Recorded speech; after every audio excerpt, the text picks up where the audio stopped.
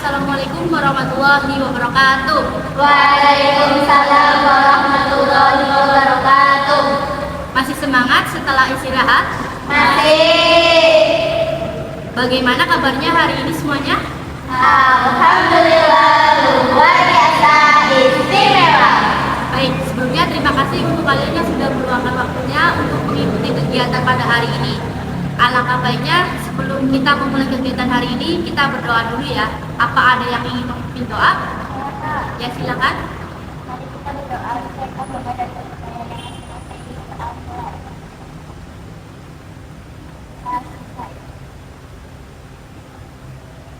Baik, sebelumnya ada yang tahu kalian dikumpulin di sini mau ngapain? belum. Apa sebelumnya ada yang sudah pernah mengikuti konseling kelompok? Belum. Jadi belum pada tahu ya konseling kelompok itu apa? Belum. Nah, konseling kelompok adalah suatu cara pemberian bantuan kepada siswa yang memiliki masalah dalam bentuk kelompok seperti ini. Nah, dalam kelompok ini kita akan menyelesaikan masalah satu anak dengan cara berdiskusi dan juga tidak hanya kakak, tapi kalian juga harus menyelesaikan masalah teman kalian secara bersama-sama. Apakah kalian paham? Paham. Nah, dalam konseling kelompok ini juga ada tujuannya. Apa ada yang tahu tujuan dari konseling kelompok itu apa? Saya Kak. Ya silakan. Tujuan dari konseling kelompok yaitu memecahkan masalah dan mencari solusinya sama-sama Kak. Ya, benar sekali. Jadi, tujuan dari konseling kelompok adalah memecahkan masalah secara bersama-sama. Selain itu, dapat membina hubungan baik antar teman dalam kelompok. Dan juga siswa dapat terbuka dan mengemukakan pendapatnya. Siswa juga memiliki sikap tenang rasa dan menghargai pendapat orang lain. Nah, dalam konseling kelompok ini juga ada beberapa asas. Yang pertama ada asas kerahasiaan, di mana asas kerahasiaan ini informasi apapun yang kalian dapat di forum ini tidak boleh dibicarakan di luar forum ini. Yang kedua ada asas kesukarelaan. Asas kesukarelaan ini kalian dengan sukarela mengikuti kegiatan konseling kelompok ini dengan sukarela tidak adanya paksaan dari pihak manapun. Yang ketiga ada asas keterbukaan. Nah, kalian harus terbuka satu sama lain, tidak ada yang boleh ditutup-tutupin apapun itu. Yang keempat ada asas kemandirian. Kalian harus bersikap mandiri dalam menyelesaikan masalah. Nah, dari sini apa kalian sudah paham konseling kelompok itu apa? Paham. Nah, dalam konseling kelompok juga ada beberapa tahap. Yang pertama ada tahap pembentukan, di mana tahap pembentukan ini seperti tadi pada saat pembentukan kelompok hingga menjadi seperti ini. Yang kedua ada tahap peralihan, di mana tahap peralihan ini menanyakan suasana dan kesiapannya kembali. Yang ketiga ada di mana tahap inti ini kita sama-sama berdiskusi dalam menyelesaikan masalah yang ada. Yang terakhir ada tahap pengakhiran, di mana konseling kelompok ini akan segera berakhir dan pemimpin kelompok harus bisa untuk menyimpulkan hasil dari diskusinya lalu berdoa bersama. Apa kalian paham semuanya? Paham. Nah, sekarang sebelum kita ke tahap selanjutnya, tentunya kita perkenalan dulu ya. Perkenalan dimulai dari kakak, nanti menyebutkan nama saja. Nanti dimulai dari kakak, terus lanjut sebelah kanan. Oke? Baik, sebelumnya perkenalkan nama kakak Nabila Fitrianda. Bisa dilanjut? Nama saya. Lanjut ya. Selanjutnya.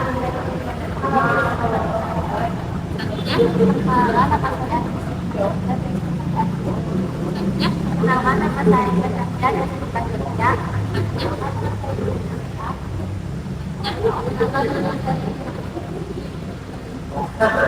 Baik, karena kita sudah saling kenal semua, apakah kalian sudah siap untuk ke tahap selanjutnya? Ya. Baik, kalau begitu tadi kan kakak sudah menjelaskan konseling kelompok itu apa. Jadi kalian sekarang giliran kalian untuk menyebutkan masalah kalian masing-masing. Bisa dimulai dari mana dulu nih? Ya, silakan.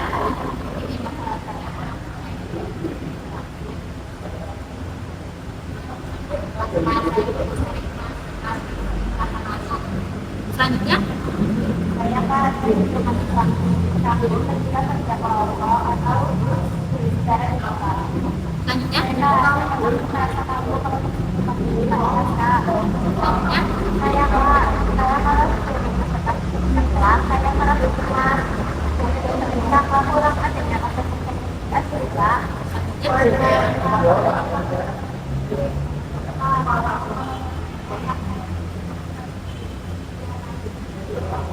selanjutnya. Nah, kalian semua kan sudah menyebutkan masalahnya satu persatu. Kira-kira masalah mana nih yang akan diselesaikan? Baik, kalau gitu masalahnya Mbak Pia aja ya. Tadi masalahnya Mbak Pia itu merasa grogi dan kurangnya rasa percaya diri ketika presentasi di depan kelas. Nah, menurut kalian solusinya bagaimana nih? Ya, saya Yang pertama, ketika kelas, dia sering merasa kurang mampu atau tidak percaya diri. Ya, saya merasa di mana tidak percaya diri. ya silakan.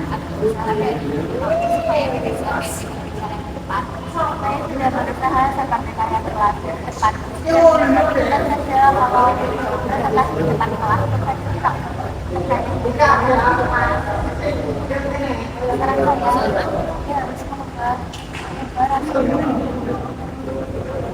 harus mengubah rasa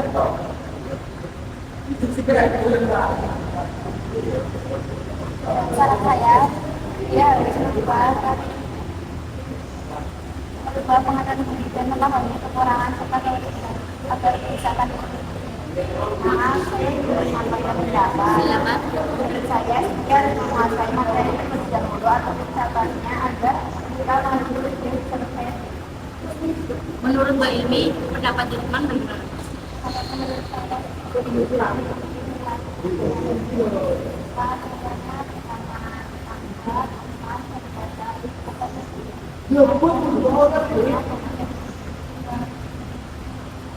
Menurut Mbak Vina, ada saran nggak untuk Mbak Pia?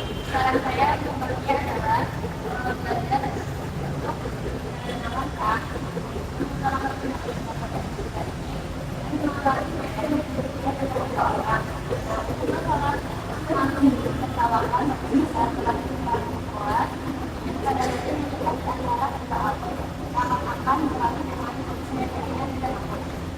Nah, pendapat dari teman-teman sangat bagus sekali ya. Untuk Mbak Pia, apakah pendapat dari teman-teman ini bisa dipahami dan bisa untuk dicobanya kembali? saya nanti akan mencoba satu persatu pendapat dari teman-teman saya. Baik, kalau gitu sesi pemberian sarannya sudah selesai ya.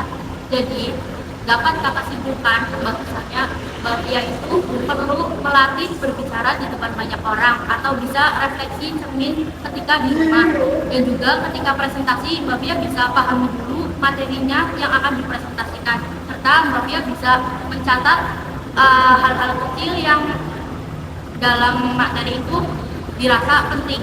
Gitu. Apakah Mbak Pia sudah bisa dipahami dan bisa segera dicoba untuk kedepannya?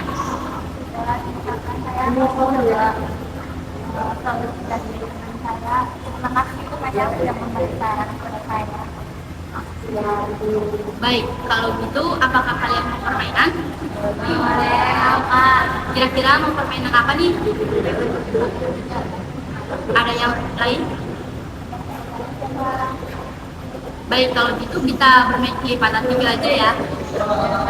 Nanti kalau misalkan 1, 2, 3, nanti yang ketiga atau kelipatan 3 nanti angkat tangan. Oke? Kita mulai ya.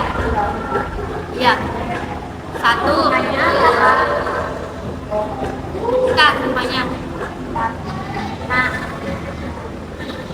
8.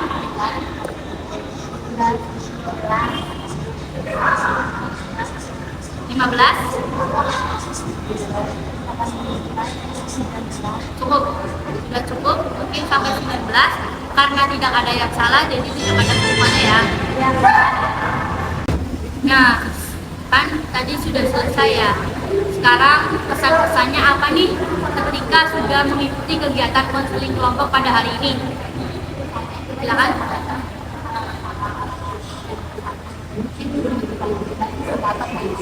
Ada lagi? saya misalnya senang masalah daripada misalnya adalah Ada lagi?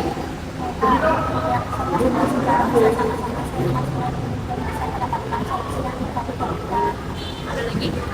senang Kak, karena saya dapat memecahkan masalah saya dan mendapat solusinya. Misalnya tetap saya tidak bisa. Ada lagi?